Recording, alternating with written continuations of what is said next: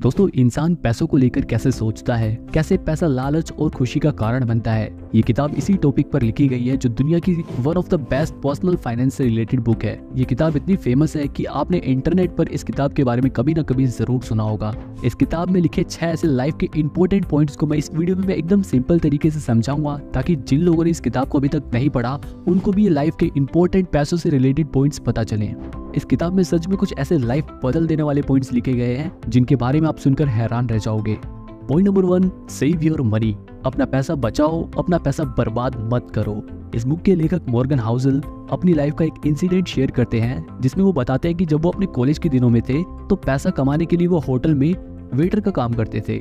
वो Los Angeles के सबसे महंगे होटल में काम करते थे। तो एक दिन क्या होता है, उनके होटल में एक लगभग 21 साल का मिलियनेयर लड़का आता है। उस लड़के ने वाईफाई राउटर का कोई कंपोनेंट इन्वेंट किया था जिसके लिए उसको अच्छे खासे पैसे मिले थे। अब जाहिर है, अगर उसने कोई चीज इन्वेंट करी है तो उसमें दिमाग भी होगा। वो लड़का काफी होशियार रहा होगा। उस लड़के ने और भी कई स्टार्टअप खोले थे और उन्हें अच्छे प्रॉफिट में बेचे भी थे। वैसे वो स्मार्ट तो था, लेकिन मनी मैनेजमेंट के मामले में वो उतना खास नहीं था। वो हमेशा अपने पैसों का शो ऑफ करता था। जहां पर भी जाता अपने साथ नोटों की गड्डी लेकर जाया करता था। इतना शो ऑफ करता था कि वो वेटर्स को भी नोटों की गड्डियां दे देता था टिप में। एक बार वो दुकानदार के पास गया तो दुकानदार ने उसे पैसे के बदले में सोने के सिक्के दे दिए। उसको पैसों का इतना नशा था कि वो अपने दोस्तों को बुलाता है और उस सोने के सिक्के को उनको दे देता है और कहता है कि चलो देखते हैं किसका सोने का सिक्का सबसे दूर जाएगा। और वो लोग पानी में वो सोने के सिक्के फेंकने लग जाते हैं। एक दिन होटल में क्या होता है कि वो लड़का होटल की एक लैंप लाइट से टकरा जाता है और वो लैंप लाइट टूट जाती है। ये देखकर होटल का मैनेजर भी वहां पर आ जाता है और उसे $500 का फाइन भरने को कहता है। यहाँ पर फिर वो लड़का अपने पैसों की गर्मी दिखाता है और उस मैनेजर को $5000 देकर कहता है कि जाओ ठीक करा लो जितनी भी तुम्हें लैंप लाइट ठीक करानी है, और दोबारा मुझे अपनी शक्ल मत दिखाना। शायद आपने भी कभी न कभी अपनी लाइफ में ऐसे लोग देखे होंगे जिन्हें अपने पैसों का ज्यादा गुरूर रहता है, जो अपने पैसों का बहुत अननेसेसरी शो ऑफ करते हैं। लेकिन ऐसे लोगों का आगे चलकर बहुत बुरा हाल होता है, जैसा कि इस लड़के का हुआ। पैसे के नशे में इसने अपना सारा पैसा खो दिया क्योंकि इसे पैसों का घमंड हो चुका था। वो अपने दोस्तों के साथ पार्टी करके पैसे को बर्बाद करता और उसके दोस्त भी जब उसके पास सारे पैसे खत्म हो गए तो उसे छोड़कर चले गए। यहाँ पर मॉर्गन हाउसल इस टेक्नोलॉजी एग्जीक्यूटिव को एक साधारण से सफाई कर्मी के पैसों को लेकर बिहेवियर को कंपेयर करते हैं। वो कहते हैं कि पैसे को कमाना तो जरूरी है और उससे भी ज्यादा जरूरी है पैसों को सेव करना। और इसके लिए किसी टेक्निकल स्किल की जरूरत नहीं है, बल्कि इसके लिए एक सेविंग माइंडसेट की जरूरत है। ये जो सफाई कर्मी था वो अपने कमाए हुए पैसे को बचाता था और उन्हें सही जगह इन्वेस्ट करता था, और धीरे धीरे उसका पैसा कंपाउंडिंग की वजह से ग्रो होता गया और वो करोड़पति बन गया। अब देखो, यहाँ पर समझने वाली बात यह है कि जरूरी नहीं है कि हर कोई इन्वेस्ट करके करोड़पति बन जाएगा, लेकिन पैसा इन्वेस्ट करने से एटलीस्ट पैसा कुछ तो बढ़ेगा, जिसकी वजह से हमारा फ्यूचर सिक्योर रहेगा और हमें सेविंग की अच्छी आदत रहेगी। हम पैसों को अननेसेसरी गवाएंगे नहीं। तो इस किताब में इस पहले पॉइंट में बिल्कुल वही था जो हमारे इंडिया में सभी बड़े बूढ़े सिखाते हैं कि पैसों को बर्बाद मत करो, पैसे को बचाओ। दूसरा पॉइंट है getting wealthy versus staying wealthy. इस पॉइंट में हमें बताया गया कि अमीर बनना तो आसान है, लेकिन अमीर बने रहना बहुत मुश्किल है। आपने सुना होगा कि कई लोग बहुत मेहनत करके, अपना बिजनेस करके, अच्छा काम करके किसी तरह अमीर हो जाते हैं और कुछ पैसे इकट्ठा कर लेते हैं, लेकिन वो लोग समय बीतने के साथ साथ वापस उसी स्टेज पर आ जाते हैं। अब देखो, चाहे कोई भी फील्ड हो, आप नौकरी करते हो, बिजनेस करते हो या फिर स्टॉक मार्केट में इन्वेस्ट ही क्यों ना करते हो, किसी भी फील्ड में सक्सेसफुल होने के लिए जरूरी है कि आप लंबे समय तक सरवाइव करें, लंबे समय तक उस फील्ड में अच्छा काम करते रहें। सिर्फ एक बार अच्छा काम करने से कुछ नहीं होगा। इस बात को अच्छे से समझने के लिए आप वॉरेन बफे का एग्जांपल ले सकते हो। वॉरेन बफे के साथ ऐसे और भी इन्वेस्टर थे जिन्होंने शेयर मार्केट में इन्वेस्ट किया, लेकिन वो लोग वॉरेन बफे की तरह लगातार स्टॉक मार्केट में सक्सेसफुल नहीं हो पाए क्योंकि वो लोग लंबे समय तक स्टॉक मार्केट में सर्वाइव ही नहीं कर पाए। देखो, अमीर बनने के तो बहुत सारे तरीके हैं। आप कोई भी काम करके अमीर बन सकते हो, लेकिन अमीर बने रहना उतना ही मुश्किल है जितना सक्सेसफुल बने रहना। अब देखो, सवाल ये आता है कि फिर अमीर बनने का राज क्या है, अमीर बने रहने का राज क्या है।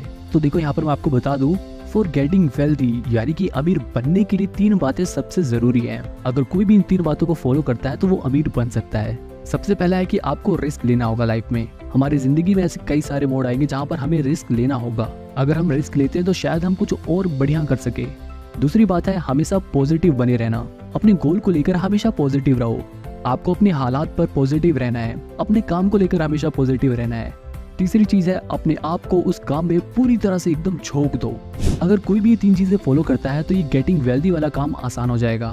लेकिन ये स्टेइंग वेल्दी वाला काम कैसे होगा? इसके लिए आपको हमेशा ये सोचकर चलना है कि नथिंग इज परमानेंट। आपने जो कमाया है वो जरूरी नहीं है कि कल भी आपके पास रहे। ये सोच अगर आपके दिमाग में रहेगी तो आप बहुत तरीके से सलीके से एकदम चलोगे और आपका अमीर बने रहने का काम आसान हो जाएगा। इसके अलावा आपको विनम्रता से रहना होगा। पहले वाले पॉइंट की तरह नहीं कि उस इंजीनियर की तरह पैसों की गर्मी दिखाकर पैसे खर्च करने हैं। आपको हमेशा विनम्रता से रहना होगा। अननेसेसरी अपने पैसों को खर्च करने से बचना होगा। तीसरा मेन लेसन इस किताब से मिला, नो वन इज क्रेजी, मतलब दुनिया में कोई भी मूर्ख नहीं है। अगर आपको ऐसे लोग दिखते हैं जिन्हें देखकर आपको लगता है कि कितना स्टूपिड इंसान है, उसे अपने पैसों का इस्तेमाल करना नहीं आता, वो तो फालतू अपने पैसे उड़ाता रहता है, तो यहाँ पर मैं आपको बता दूं कि वो मूर्ख नहीं है, बस उसका पैसों को लेकर सोचने का तरीका अलग है। लोग वही काम करते हैं जो उनका मन करना चाहता है। कई लोग इमरजेंसी के लिए पैसे सेव नहीं करते क्योंकि उनका मानना ये होता है कि कल किसने देखा, आज पैसे हैं तो आज ही इस्तेमाल करो, ऐश करो, कल का क्या पता।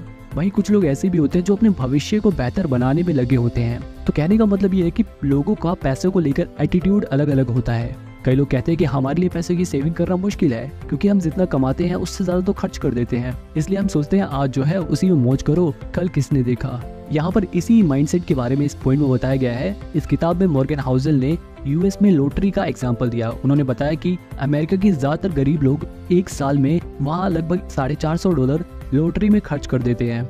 याद रहे $450, रुपए नहीं, मतलब लगभग 40,000 रुपए के आसपास एक साल में वहाँ के लोग लॉटरी पर खर्च कर देते हैं, इस उम्मीद में कि शायद वो लोग लॉटरी जीतकर गरीब से अमीर बन जाएं। जबकि उन्हें पता है कि उनके जीतने की संभावना कम है और वो उन पैसों को सेव करके भी अपना भविष्य सुधार सकते हैं, लेकिन फिर भी उनका यही मानना है कि लॉटरी ही उनकी गरीबी को दूर कर सकती है। इस किताब में लिखा गया है, your personal experiences with money make up may be 0.00000000001% of what happened in the world, but maybe 80% of how you think the world works. Morgan Housel कहते हैं कि चाहे एक इंसान अमीर हो या गरीब, वो अपने पैसों से रिलेटेड डिसीजंस को किसी एक्सपर्ट की तरह एक्सेल शीट पे एनालाइज करके नहीं लेता, बल्कि वो अपनी डिसीजन को अपने सिचुएशन से, अपने इमोशंस से अफेक्ट होकर लेता है। ऐसा हो सकता है कि जो फैसले मैं लूँ आप लोगों को बेवकूफ़ी भरे लगे, ये भी हो सकता है कि आप लोग जो फैसला लो वो मुझे अजीब लगे। तो कहने का मतलब हमारी ग्रोथ इस बात पर डिपेंड करती है कि हमारे फाइनेंशियल सिचुएशन क्या है, हमारे इमोशंस क्या हैं, हम किस तरह से अपने इमोशंस को मैनेज करते हैं और इसे सही तरीके से इस्तेमाल करते हैं। अब देखो, अगर शेयर मार्केट के नजरिए से देखें तो जब भी आप कोई शेयर खरीदते हो तो आपके नजरिए से आप वो शेयर को सस्ते प्राइस पर खरीद रहे हो, लेकिन यहाँ पर ये बात ध्यान रखो कि सामने से वो शेयर कोई बेच रहा है और वहाँ पर वो इंसान अपने नजरिए से उस शेयर को महंगे में बेच रहा है। तो कुल मिलाकर कहने का मतलब यही है कि लोगों को लगता है कि हम अपने हिसाब से बढ़िया डील कर रहे हैं, और हो सकता है कि वो उस समय की बढ़िया डील हो भी। आज से अगर 20 साल पहले किसी ने एमआरएफ के शेयर में 15,000 रुपए लगाए होते तो वो आज के टाइम पर लगभग 15 लाख रुपए हो गए होते। लेकिन ज्यादातर लोग ऐसे हैं जिन्होंने उस समय शेयर मार्केट में पैसे लगाए नहीं, क्योंकि उस समय सबकी जरूरतें अलग अलग रही होंगी। हो सकता है उस समय किसी के लिए अपना घर बनाना ज्यादा जरूरी रहा हो, किसी के लिए अपना इलाज करवाना ज्यादा जरूरी रहा हो। तो कहने का मतलब यह है कि कोई भी मूर्ख नहीं है, बस सब अपनी सिचुएशंस और अपने इमोशंस के हिसाब से अपने पैसों से रिलेटेड डिसीजंस को लेते हैं। इसीलिए इस पॉइंट पे ये बताया गया कि कोई भी मूर्ख नहीं है। चौथा जो लेसन इस किताब से सीखने को मिलता है वो है नेवर इनफ, मतलब पैसा कभी भी काफी नहीं होता। हमेशा सबको लगता है कि थोड़ा पैसा कहीं से और मिल जाए तो ठीक रहेगा, अगर थोड़ा और पैसे मिल जाए तो मैं कहीं घूम लूंगा, थोड़े और पैसे मिल जाए तो मैं एक मोबाइल ले लूंगा, थोड़े और पैसे मेरे को कहीं से मिल जाए तो मैं अपना घर खरीद लूंगा, थोड़े पैसे और कहीं से मिल जाए तो मैं नए जूते खरीद लूंगा। लेकिन देखो, सबसे बड़ा दुख का कारण यही है। साइकोलॉजी ऑफ मनी में मॉर्गन हाउसल इस बात को समझाने के लिए कोलकाता के रजत गुप्ता का एग्जाम्पल देते हैं। रजत गुप्ता अनाथ होने के बावजूद 40 साल की उम्र में एक बहुत ही बड़ी कंपनी के सीईओ बन गए थे। 2008 में उनके पास $100 मिलियन थे, बहुत बड़ा अमाउंट होता है ये। वो चाहते तो उन पैसों को सिर्फ बैंक में पड़े रहने देते और उस पैसे से बहुत सारे इंटरेस्ट कमा लेते, लेकिन वो इतने पैसे से भी सेटिस्फाई नहीं थे, उन्हें और पैसे चाहिए थे। और लालच की वजह से उन्होंने ऐसा काम किया कि बरसों की बनाई हुई उनकी रेपुटेशन खाक में मिल गई। वो क्या करते थे कि जब भी कंपनी की बोर्ड मीटिंग होती थी तो उसके सीक्रेट इन्फॉर्मेशन पैसों के लिए लोगों को पहले से ही बता देते थे, जिसकी वजह से उन्हें इनसाइडर ट्रेडिंग के गुनाह में जेल भेज दिया गया। इस एग्जाम्पल से मॉर्गन हाउसल ये बताना चाहते हैं कि ऐसे बहुत सारे लोग हैं जिन्होंने अपने फाइनेंशियल गोल को अचीव कर लिया है, लेकिन फिर भी वो और भी पैसा कमाने के लालच में और भी पैसों की भूख के कारण अपना सब कुछ तबाह कर देते हैं। अब देखो, यहाँ पर ध्यान देने वाली बात यह है कि कुछ बेहतर करने की भूख, कुछ ज्यादा करने की भूख गलत नहीं है, लेकिन हर इंसान को ये पता होना चाहिए कि उसके लिए कितना इनफ है। ये जिंदगी किसी सीढ़ी की तरह है जिस पर कहीं ना कहीं कोई ना कोई आपसे ऊपर ही मिलेगा, इसलिए आपको ये तय करना होगा कि आपके लिए कितना इनफ है, आपके लिए कितना काफी है। अगर आप दूसरे के पैसों से अपने पैसों को कंपेयर करोगे तो आप कभी भी सेटिस्फाई नहीं रहोगे और आपकी जिंदगी में वो पीस नहीं रहेगा, आपकी जिंदगी में शांति नहीं रहेगी। तो फिर क्या फायदा ऐसे पैसों का। इसलिए इस पॉइंट से हमें सीखने को मिलता है कि अपना इनफ तय करो। अगला लेसन इस किताब से मिला कंपाउंडिंग के ऊपर। कंपाउंडिंग एक ऐसी चीज है जो किसी की भी जिंदगी बदल सकती है। वॉरेन बफेट दुनिया के सबसे अमीर इन्वेस्टर में से एक हैं। उनकी भी इन्वेस्टमेंट टाइम के साथ कंपाउंडिंग की वजह से ही इतनी बड़ी।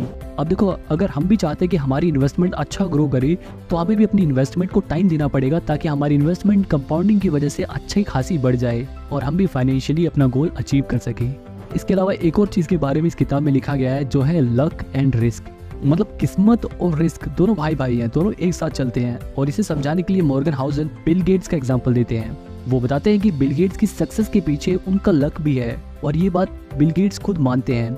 उन्होंने एक इंटरव्यू में कहा था, if there had been no Lakeside there would have been no Microsoft. Bill Gates बताते हैं कि अगर उनका स्कूल लेक साइड नहीं होता तो शायद माइक्रोसॉफ्ट भी नहीं होती, क्योंकि बिल गेट्स का परिवार फाइनेंशियली ठीक था।